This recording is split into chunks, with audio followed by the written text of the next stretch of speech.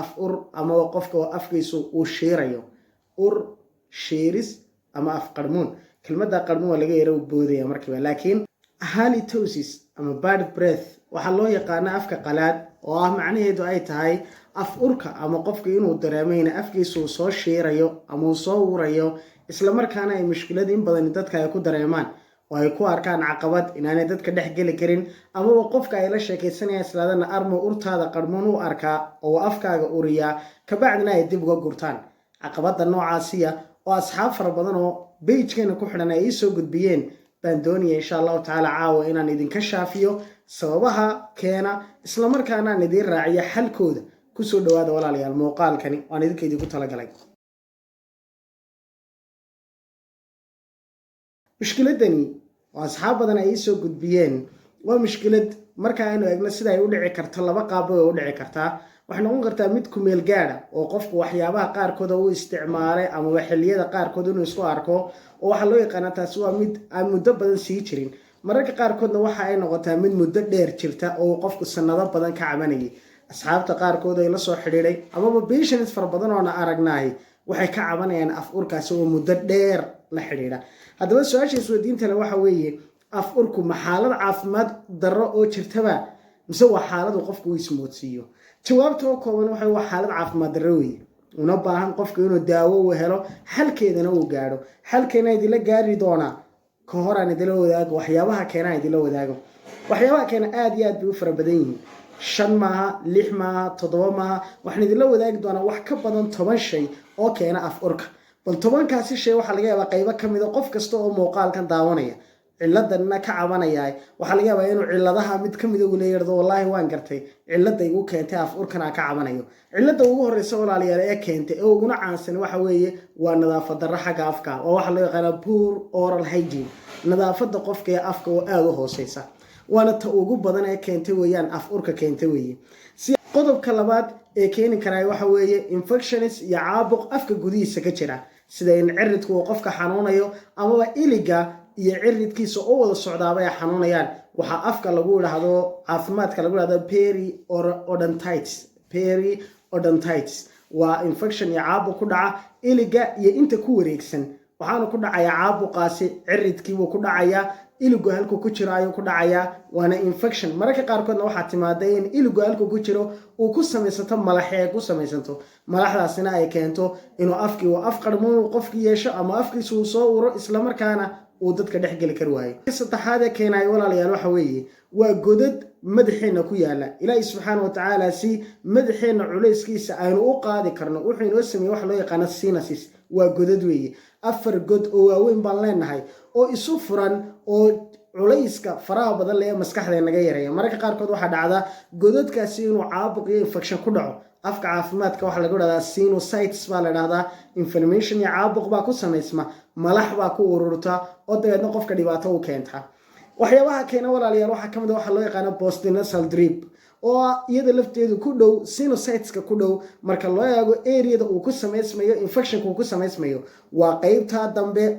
cunaha u dhow oo malaxi ay ku sameysanto caabuqna uu ku sameysmo isla markaana malaxdaasi ay ur keento oo qofku saasi uu ku yeesho dadka qaarkood waxa ku oranayaan waxa weeye sanka ayaa dhowr jeer laga qalay oo aan ku leeyahay waxa weeye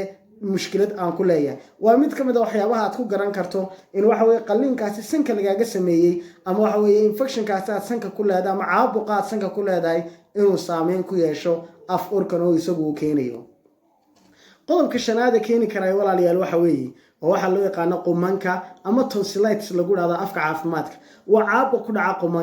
qumanku waxa ku dhaca caabuq kabacdi waa ay da'aan oo waxa ay yeeshaan in bacterial iyo infections baa ku dhasha dabeedna way da'aan iyaga ayaa keena oo qayb ka noqda af urka ay qayb ka noqdaan waliba marka ay la falgalaan cuntadii uu qofku uu cunay oo afkiisa iyo haraagii uu ku sii haray afkiisa isla markaana aan si wacan isaga cadeeyeen bakteeriyadaasi qumanka ku dhacday waxa ay falgal la sameynaysaa cuntadii uu qofku uu cunay haraagiisa sidaas ayaana af qarmuunka ama af urku uu ku imanaya waa mid kale oo keeni karta weeye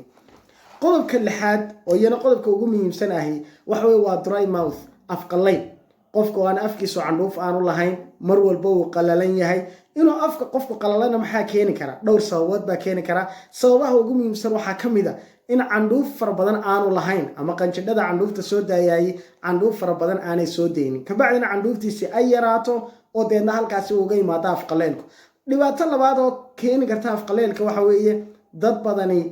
inteena ugu badani sanka ayaanu ka neefsanaa dad badan baa jiro iyagoo afka ka neefsada oo mar walba afka kala haya khaas waxa sidoo kale dhacda mararka qaarkood inay afka ka neefsadaan marka ay hurdaan oo dad badani xilliga ay hurdaan afka ay ka neefsadaan oo waa kuwani yeesha waxa loo yaqaan khuurada iyo waxyaabaha la midka ah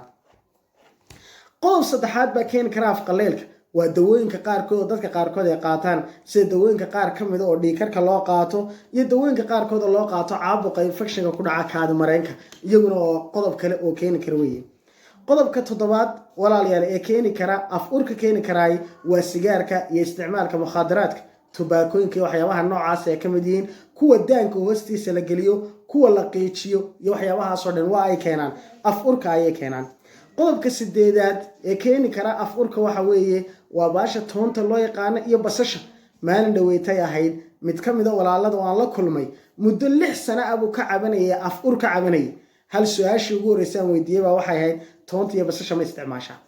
wuxuu igu yidhi makamaba daayaba toonta baa sideedaan u cunaa basasha sideedaan u cunaa waaba iigu baxdaaba waxaan ku yidhi bal muddo 3 maalmood ilaa 4 maalmooda bal toonta iyo basasha iska jooji kabacdina bal tijaabi in calaamadihii aad dareemaysa ay kaa baaba'aan iyo inay sidoodii usii jiraan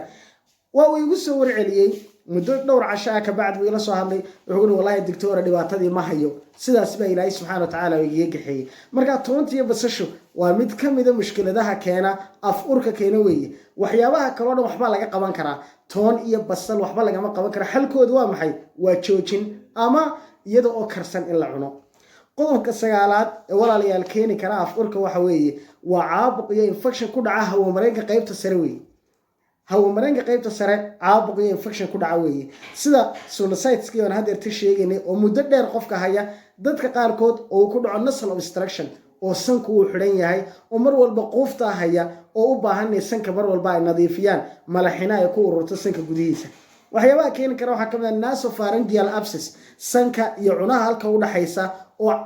malaxi ay fadhiisato iyana waa mid ka mid a waxyaabaha keena af urka keenay ka mid tahay waxaa ka mid ah carcinoma of the larynx in larynxka ama cunaha qaybta ka hooseysa ee larynxka loo yaqaano inuu ku dhaco waxa loo yaqaano kansarku ilaahay subxaana watacaala waan ka magan galnay waxyaabaha keena walaalayaal waxaa ka mid ah hawo mareenka qaybta hoose oo infection iyo caabuq uu ku dhaco sida pneumonia oo qofka ku dhacda iyo pulmonary abscess isambabadiisa ay malaxi ay galaan iyana waa mid ka mid a waxyaabaha keena ay ka mid tahay qodobka tobnaad ee walaalayaal keeni karaa waxa uu yahay waa dawooyinka qaarkood dawooyinkaasi waxaa ka mid ah dawooyinka antihistaminiska ama dadka samboorka qabaya ay isticmaalaan khaasatan daawada loratadine loo yaqaano oo in badan oo inaga naga mid oo dadka samboor kale khaasatan dhaska iyo waxyaabaha noocaas samboorka ku lihi ay aad u isticmaalaan iyaduna waxyaabaha keenay ka mid tahay waxyaabaha aadka muhiimka u ah oo qodobka 11aad oo ay tahay inaan hoosta ka xariiqayo waxa weeye waa infectionska iyo caabuqa ka jira caloosha waxaana ugu muhiimsan bacteriyada loo yaqaano H pylori ee gastriga aynu naqaano bahashaasi aad iyo aad bay uga mid tahay xanuunada ugu caansan ee afqarmuunka keena ama qofka inuu afkiisu uu soo shiiro keena ayay ka mid yihiin sidaa ogeed waxyaabahaas waxay u baahan tahay in qofka laga baaro ku keena walaalayaal waxaa ka mid ah carabkaaga nadaafad daradii afka ee aanu ku noqonay baan qodob gaara u saaraya oo qodobka 12aad ka dhigaya carabka nadaafadiisa weliba waxaa la dhahdaa carabka qaybtiisa dambe marka la nadiifin waayo waxa uu keenaa infection iyo caabuq ku dhaca waxa weeye carabka qaybta dambe ku samaysma oo dabeedna keena af urkaasi ayuu ka mid yahay